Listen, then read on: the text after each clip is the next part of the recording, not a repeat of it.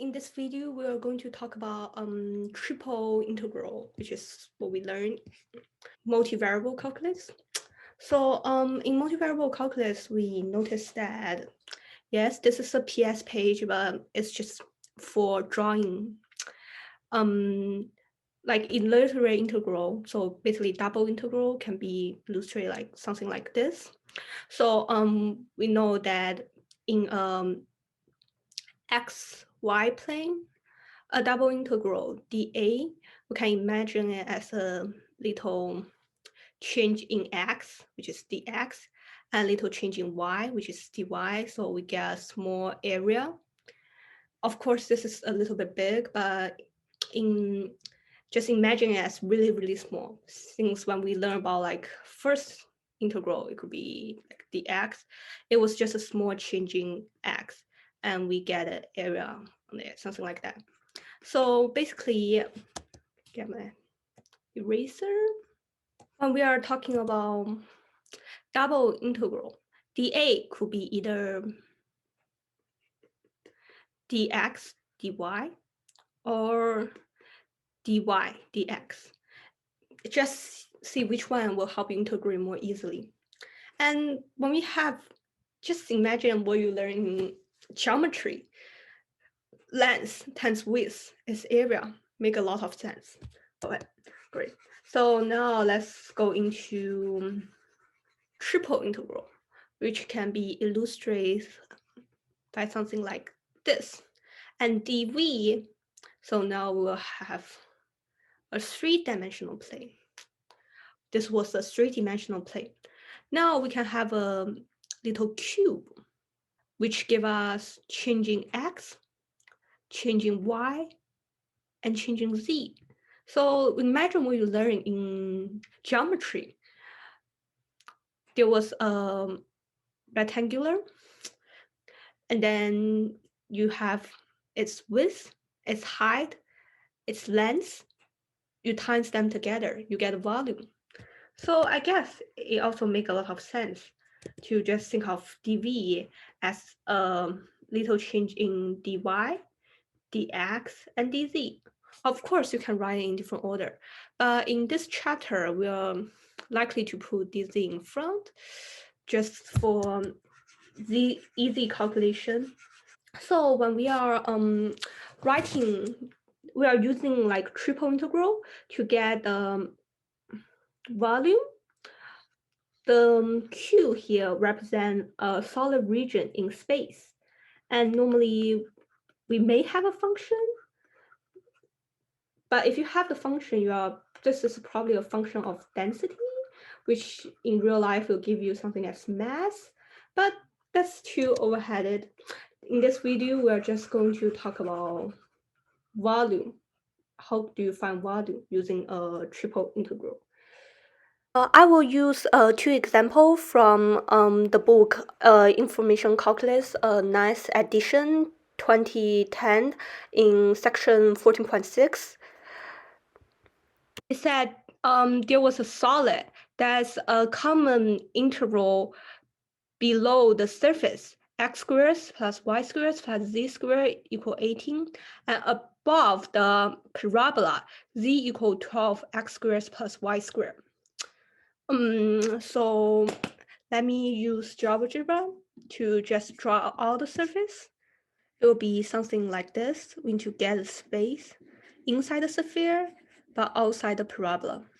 So in this example, we only have to set up the triple integral. How to solve a triple integral? Well, it's not the importance of this video. So to set it up, we know we are only using a triple integral and dv.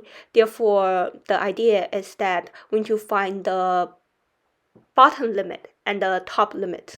So let me first write down the two equations.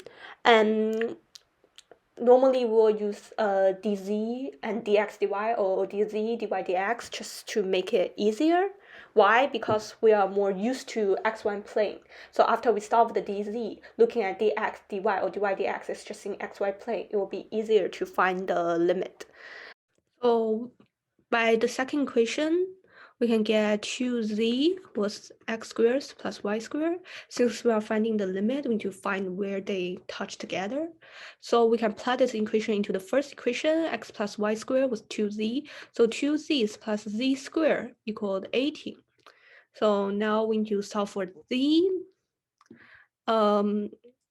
This is just algebra. Z squared plus 2z minus 18 equals 0. Yes. You get this, so we can get z equaled a or z equal negative 10. By the diagram we draw before, we are pretty sure that there's no way z is going to be negative because x squared plus y squared are both positive. Finding a positive constant, there's no way it can be negative. Therefore, we can only choose z equaled 8 to be the part on top. Knowing that z was equal to 8 for the top limit and 2z is equal to x squared plus y squared, 2z will be 16, so we get x squared plus y squared equal to 16. So now we do all the groundwork. It's time to set up the equation. So we know z was bounded below by 1/2 x squared plus y squared. So the limit for z at the bottom should be 1/2 squared plus y squared. Because we know the bounded space, the z in the bounded space must be bigger than 1/2 x squared plus y squared. Now we know this space was bounded on top by a sphere of x squared plus y squared plus z squared equal to 18. We solve for z, which will be 18 minus y squared minus x squared under the square root. We noted that z must be smaller than this, smaller or equal to, so we set it as top limit. So if we say the things was like dz, the next one will be either dx or dy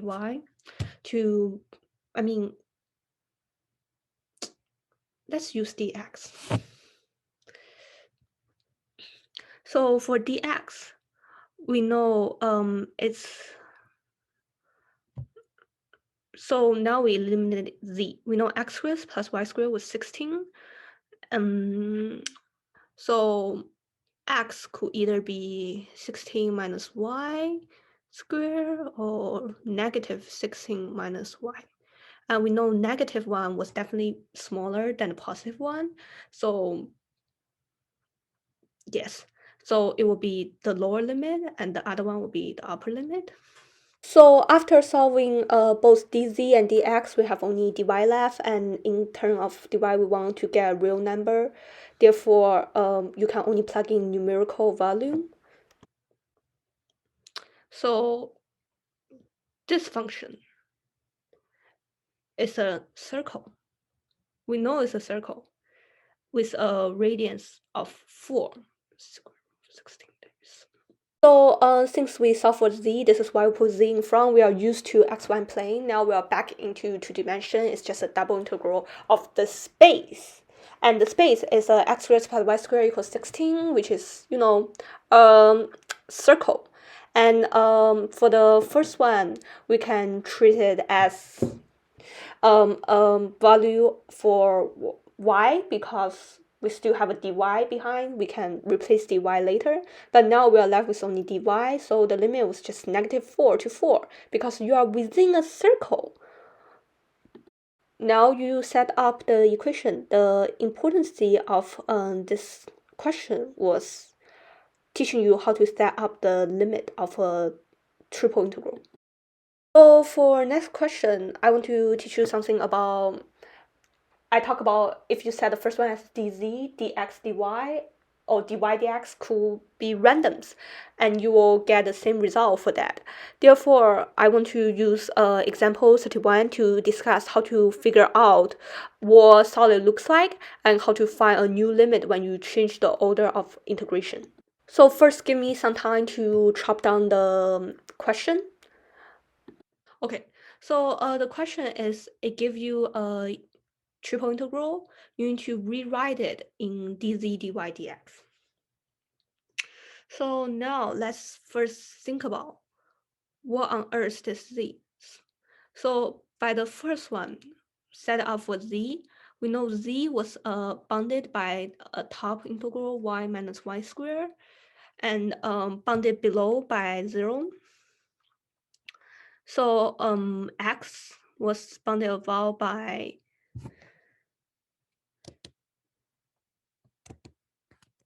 1, bounded below by y, and the last one y was bounded above by 1, bounded below by 0. This is easy, right? We learned from the last question that the integral was just top limit and lower limit, upper limit and lower limit, right? Easy to write down. So now I will only use the top limit, trying to figure out what's the shape that bounded above this area. Interesting. So on zy plane, which is on top, because I said it for the top limit, will be cylindral. I think cylinder is a better way to word. Sorry, pronunciation error. It's a cylinder. So now I want to check out what the side look like. So we get x equal 1, y equal 1, so x equal y, something like that. That was probably the side plane. So in the order we should rewrite dz was still in front, so we don't have to change the limit for that. So we just need to focus on xy. For a question like this, it's good to draw a diagram. So let me first chop out the diagram. On xy plane, we know z equal the square root of 1 minus y square. Z must be positive and y was likely could be negative. But since on the other equation, we know y was bigger or equal to 0, so we know both y and z are positive. So z squared plus y squared equals 1. We know it will be a cylinder extend from x-axis, but with a radius of 1 because it's just constant circles on the yz plane. Let me draw it out. Also, we know this thing was bounded on the side by x equals y. So I will draw it out. The black area was actually the bounded space. Fortunately, we already have the dz limit. I agree my diagram is a little bit ugly, but just a little bit. Let's now draw the xy plane. This is why we put dz in front, because when we only limit back to xy, is what we're familiar with. So inside the xy plane, the only equation we know was x equal to y, and we know that x supposed to bigger than y or bigger or equal to. So it's easy to find the area of the bounded space. Okay, so since now we only left with the double integral, we need to find the area of the double integral. So in xy plane, they're all smaller than 1, and x has to be bigger than y. So which is this area. So now we are flipping it around. So we are thinking about dy first. So we need to get a limit of y in terms of x. So in this area, y was smaller or equal to x and must be bigger or equal to 0. So we get a limit for y bottom, which is 0. On top, it will be x. So the last one was x. So for x, we get the area was between 0 and 1. This will be our answer. We rewrite it. So for all kind of those questions, I have to say, in order to understand it better, you must draw a diagram. It's just an easy way for help you to understand it. Or, if you think you are so good enough, you can imagine everything in your brain, then do it that way. But drawing a diagram will make all kind of those questions easier.